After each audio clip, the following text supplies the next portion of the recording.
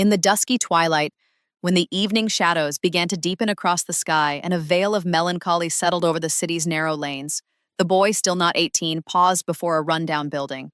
His hand trembled, his heart pounded uncontrollably.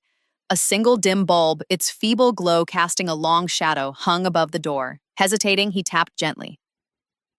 From inside, soft footsteps approached. The door creaked open. He stepped into half-darkness, a threadbare carpet on the floor, a battered old bed, faded drapes hanging limply on the walls.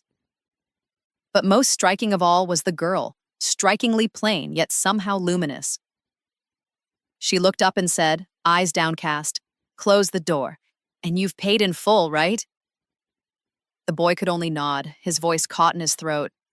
She smiled softly. "Sit. Don't be shy. Innocent faces like yours come here every day."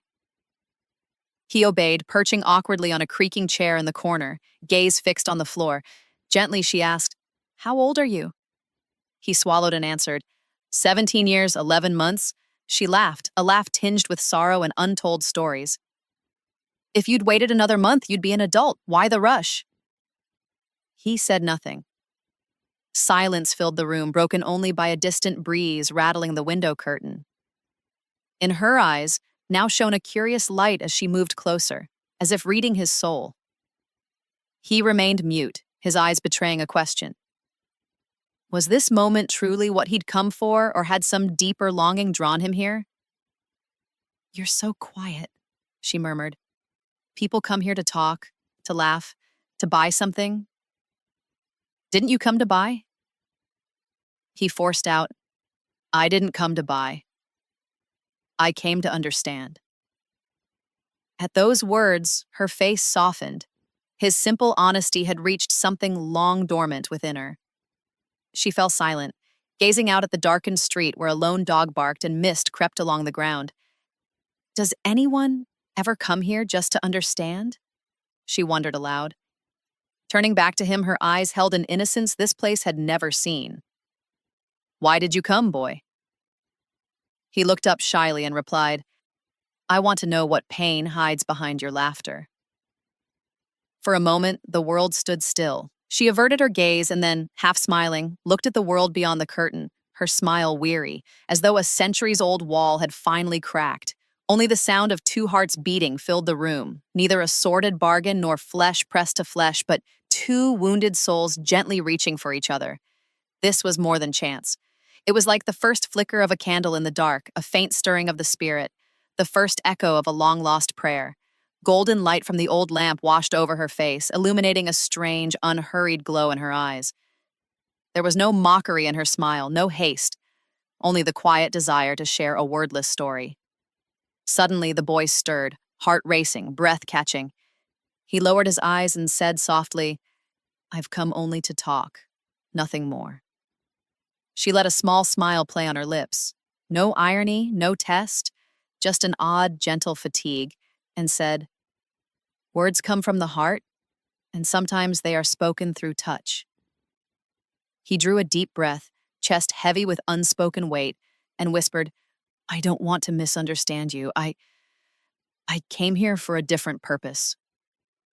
She paused, stepping back to the chair by the window, the light now framing the question on her face. "So tell me," she asked, in pure curiosity, "why have you come?" The boy lifted his gaze, sincerity and innocence, and perhaps a deep scar shining in his eyes. "I want to know you," he said.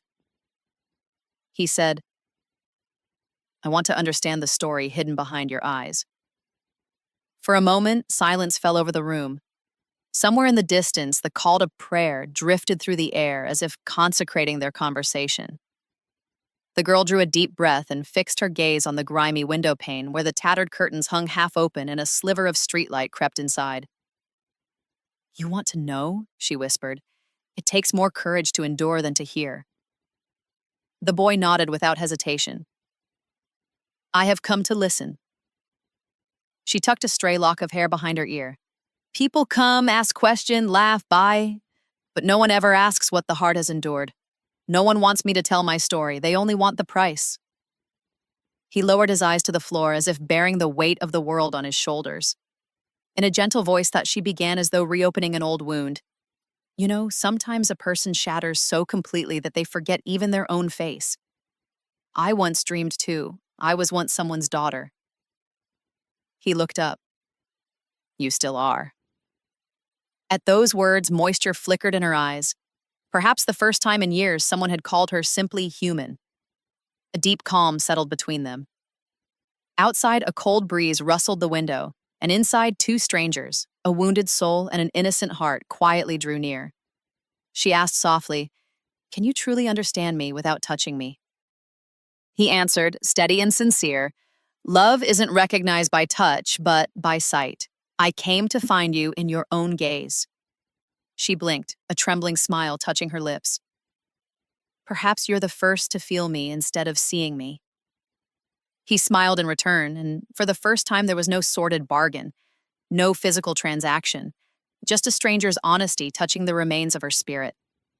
Night deepened around them, but in that room a new intimacy took its first breath, an intimacy born of hearts, not bodies, an intimacy that neither sells nor breaks, but simply remains, forever. A profound stillness enveloped the space, as if his simple words had tapped gently on a closed door. Bathed in the lamp's dim glow, she closed her eyes for a moment, then whispered, "It takes great courage to hear my story. Do you have that courage?" Without hesitation, he bowed his head and said, "I have come to listen and to understand." Her face trembled with a memory long buried. She turned to the window where the fog-laden street offered a blurred scene. The soft light highlighted the lines of weariness on her face. "Many have come into my life," she began softly. "Some tried to understand, but most only used me." He replied gently, "I want to understand you unconditionally." Those words sank deep in her heart. She took a long, weary breath, fingers entwined. "Then listen. My story may change you, or perhaps it may break you." He remained silent, knowing that what he was about to hear would be more than words. It would be the testimony of wounds, the echoes of shattered dreams. She met his gaze as if testing his strength to bear her tale.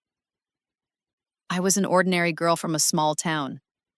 I, too, dreamed of an education, of choosing a clear path for myself. But fate raised walls I could not scale." He listened, breath held. A chill seemed to settle in the room. Her voice trembled. "When my mother fell ill and hunger stalked our home, they told me to sell my dreams to keep the hearth alive." She paused, then continued in a hushed tone. "And one night, when every door was locked, a path opened, one that cost both body and soul." Tears glistened in his eyes. He knew some pains defy words. She gave a small, bittersweet smile. "At first, I told myself it was just necessity. But necessity grew into habit, and habit became fate." Silence deepened. A stray dog's bark echoed outside, slicing through the stillness. She leaned her elbow on the chair, head bowed, and whispered, "Do you know, every night here when a body is bought, a dream is buried. Every morning when I look in the mirror, I fear I will no longer recognize myself." He said softly, "But today I have come to show you your true self, the one filled with dreams, not scars." For a moment, surprise flashed in her eyes. "Can you really understand how deep these cracks run?" He smiled. "My own heart bears the same fractures. Perhaps that is why I can hear you, feel you." She collected her tears without wiping them away. Tears not of sorrow, but of gratitude. For someone at last had seen her as a human being, not a commodity. A sacred hush fell between them, as if souls, not words, were speaking. Bowing her head, she whispered, "Maybe for the first time I'm peeking out from behind my own walls." He answered gently, "And for the first time I've come to tend to broken dreams, not to claim them." Outside, the pale light of dawn began to seep into the street. Inside, two strangers, a shattered dream and an innocent hope, were poised to write a new story together, one that might itself become light. The echoes of their earlier exchange still lingered. His simple yet profound words had knocked upon the closed doors of her heart. After a long pause, she lowered her gaze and quietly began her tale. I once was an ordinary girl. Her voice trembled with the moisture of memory. I wore a white uniform, ate my mother's khichdi after school, and at night lay on the rooftop weaving my dreams of love among the stars. He drew a slow breath and nodded, silently urging her to continue. Her eyes drifted toward the distant void. I believed in love. I thought one day someone would come and cradle my dreams in his palm, but she broke off, voice thick. Life seldom unfolds as we imagine. A sheen of tears shone in his eyes. What happened to you? He asked, his tone sharing the weight of her hidden pain. She rested her elbow on the table, tracing invisible circles.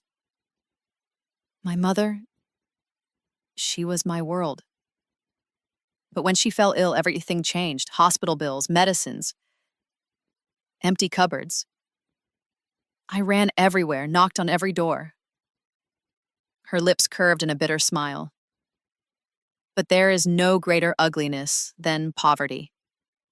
When your pockets are empty, even honor loses its weight. He clenched his fists, feeling her ache. She inhaled deeply. And then, one day, someone showed me a way. A path from which there was no return. Tears trembled on her lashes, telling of broken dreams. I never chose this. Circumstances forced me. Her voice carried no accusation, only a stillness of pain. He spoke softly. You never lost yourself. That is your greatest victory. She looked at him. Yes, I lost so much.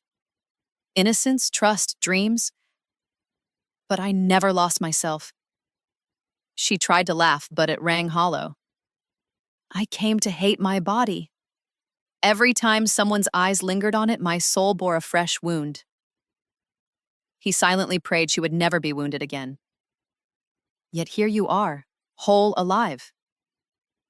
This isn't defeat. It's your triumph.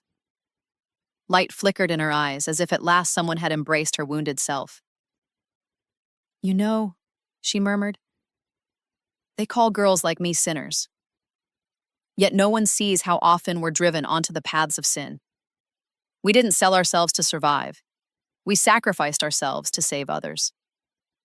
He looked down, then said, I won't measure you by your past. I will know you by your courage.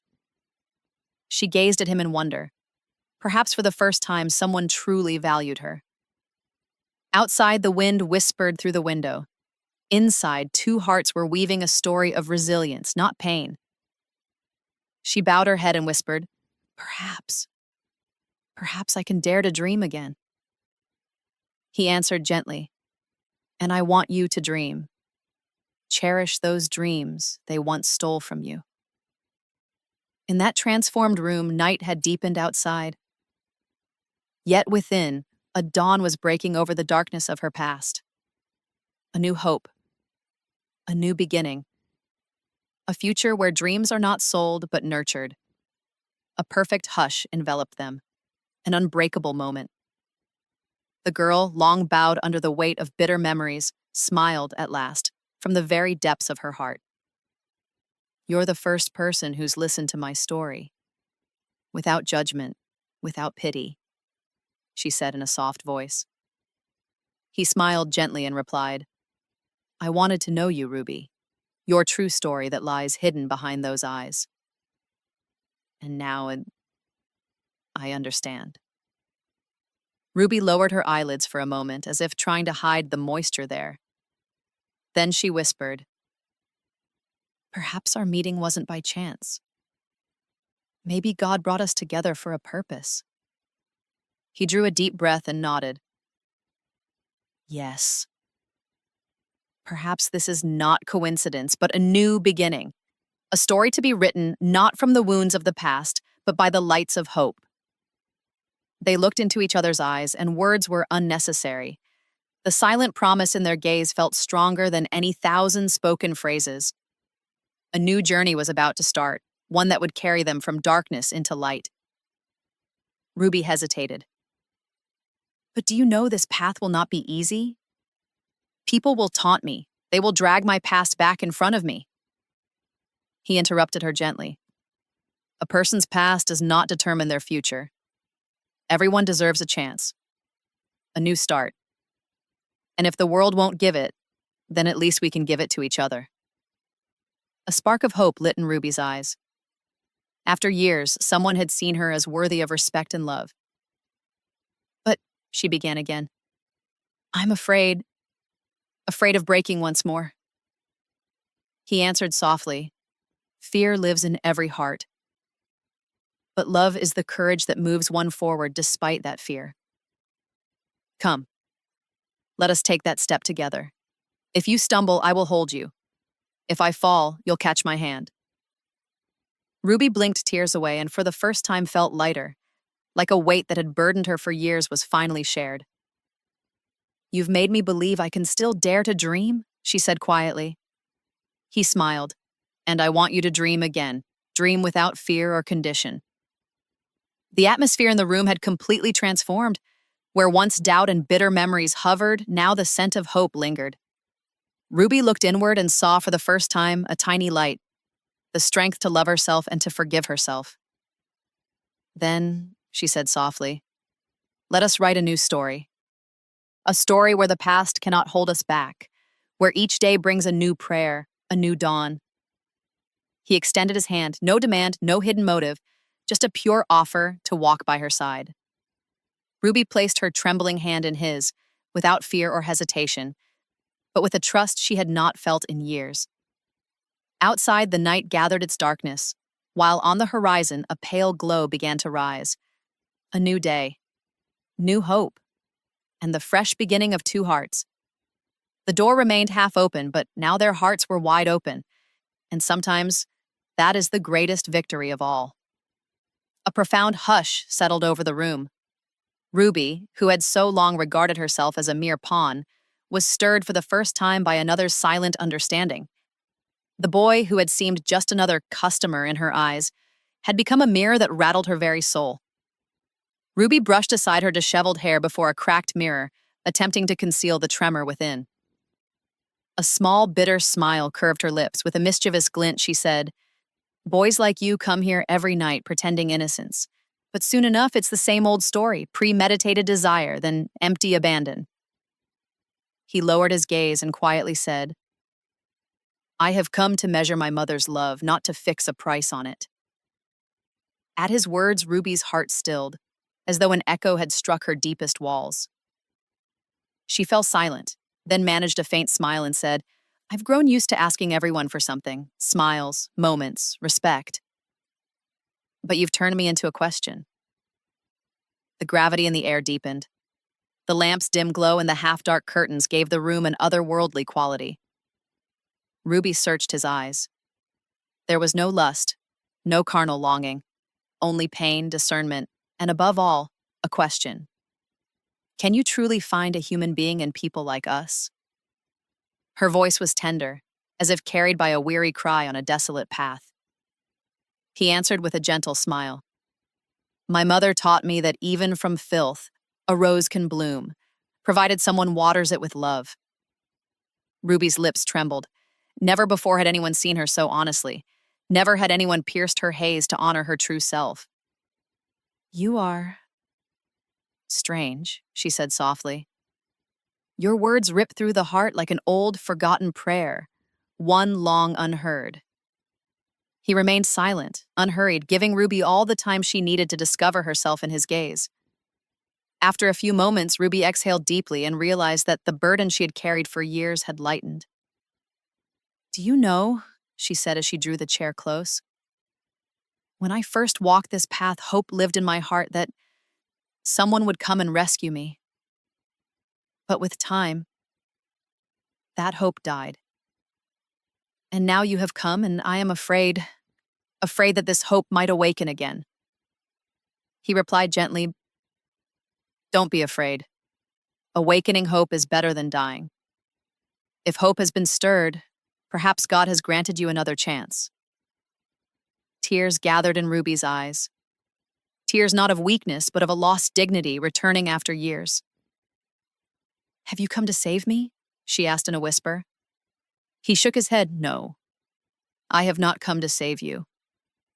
I have come to stand beside you, so that together we may water the seed of hope and help it bloom.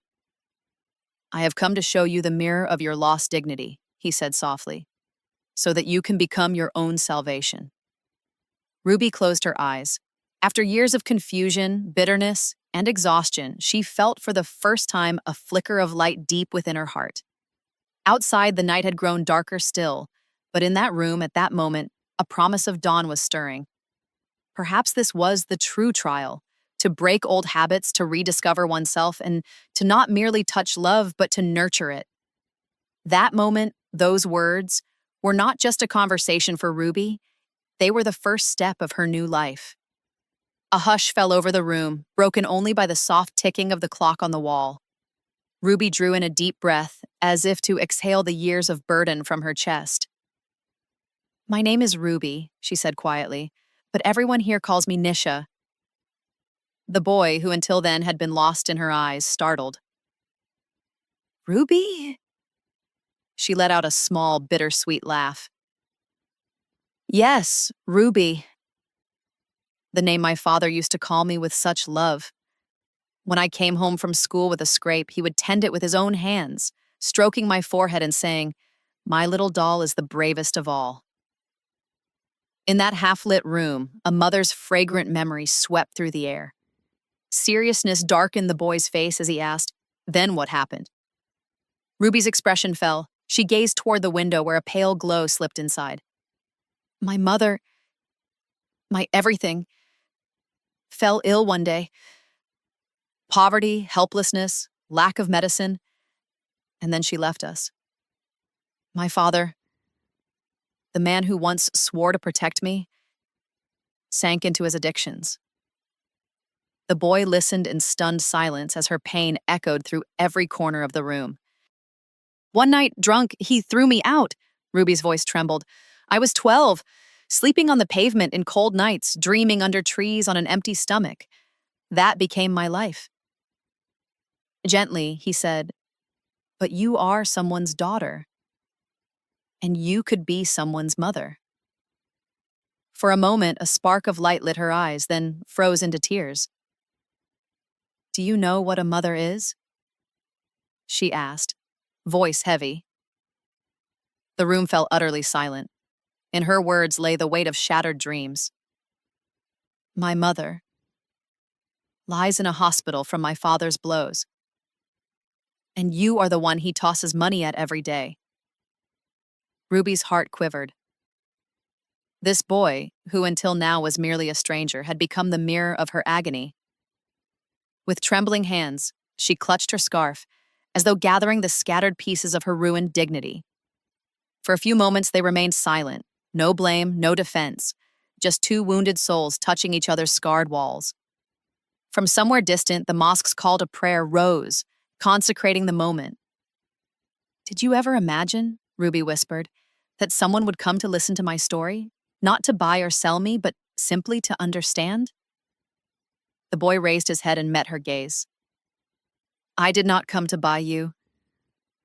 I came to show you the light you lost so many years ago." Ruby's heart swelled.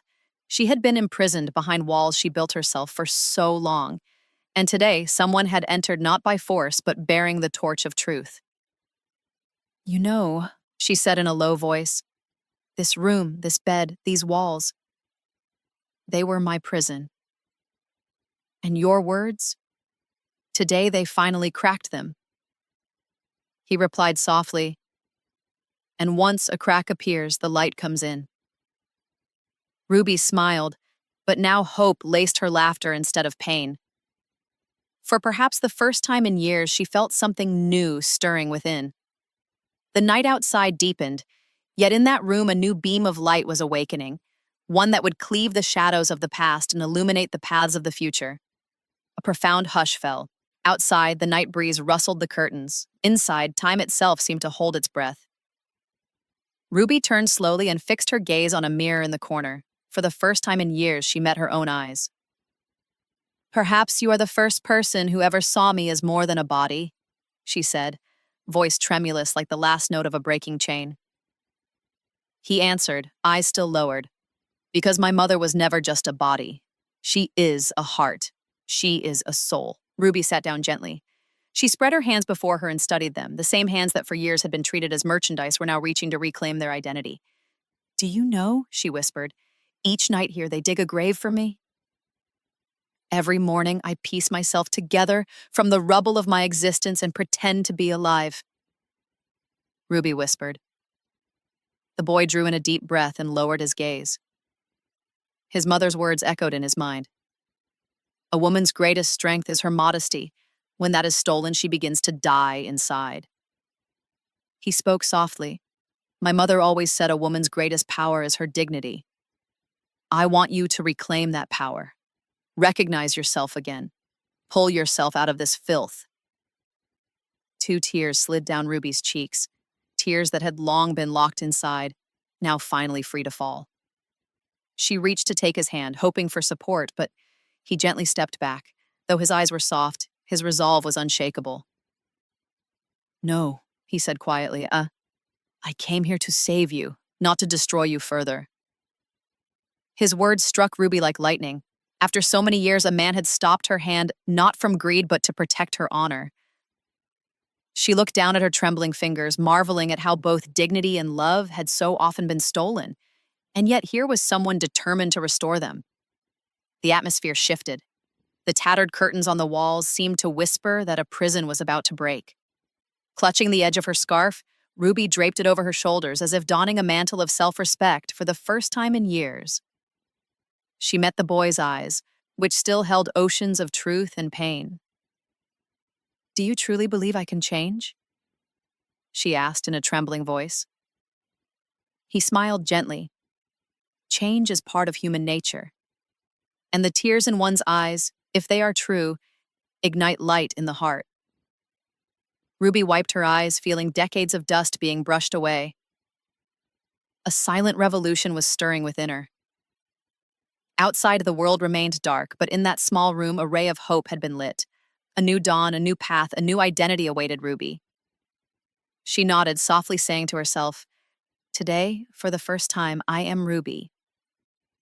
Not just a body, but a soul. I am alive.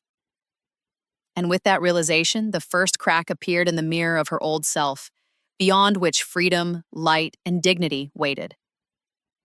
Come, the boy's voice rang out, both gentle and firm, breaking the deep silence. Stand up. Let's leave this place. Ruby looked up in surprise, as if unsure she'd heard correctly. Where are you taking me? He smiled. Far from where you've been treated like an object, where people try to buy the light from your eyes. Her fingers tightened on the scarf's edge. Old habits, fears, and helplessness clung to her ankles, but an unseen strength awoke inside her. She rose, and for the first time in years, her footsteps were steadied not by fear but by hope, a hope of a new dawn. The boy gently turned the door handle. The door creaked open, as if the prison itself were shattering its chains after years of confinement. A cool breeze swept in, carrying the scent of freedom, an aroma she had not breathed in years. They stepped toward the staircase in silence. As they descended, Ruby whispered, If I run away, they'll find me. He paused, looked deep into her eyes, and said, Then I will stay by your side until you find yourself.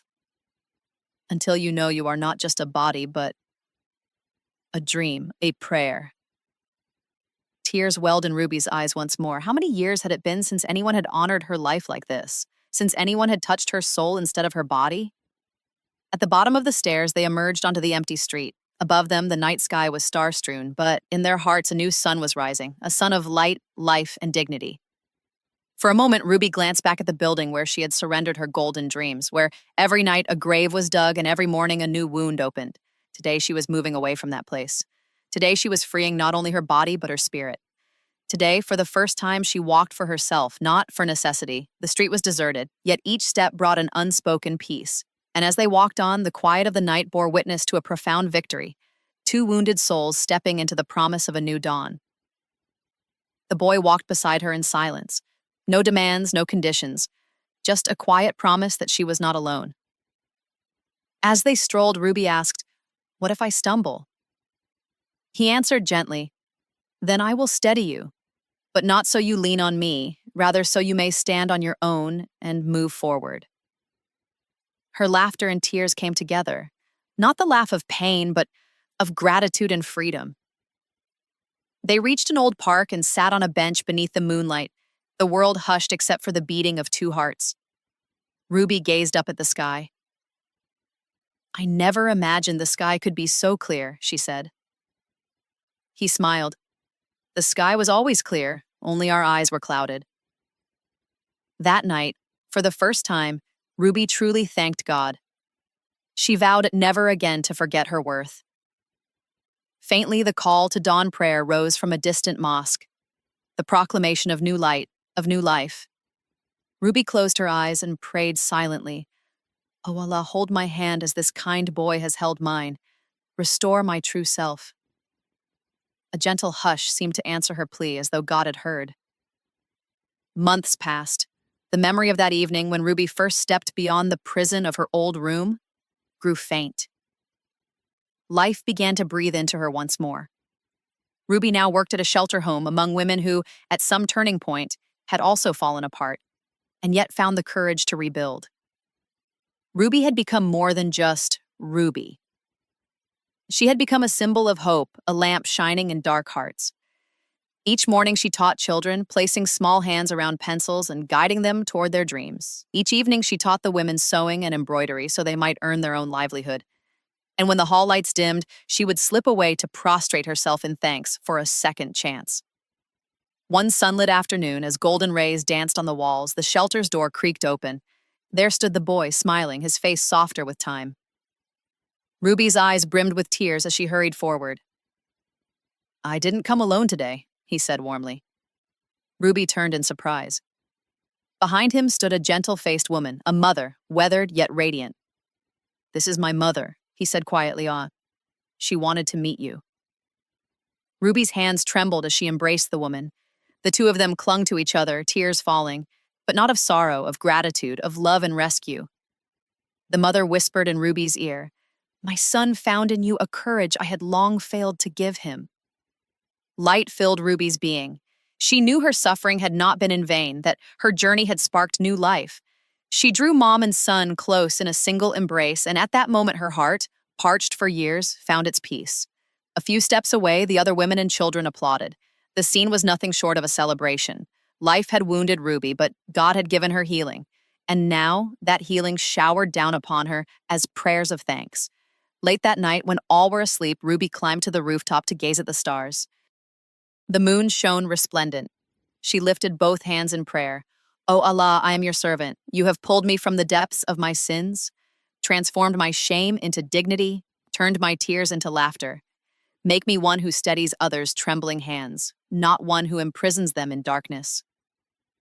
In the silver light, her prayer seemed to ascend to the heavens. The woman who had once been forced to price her very self had become priceless.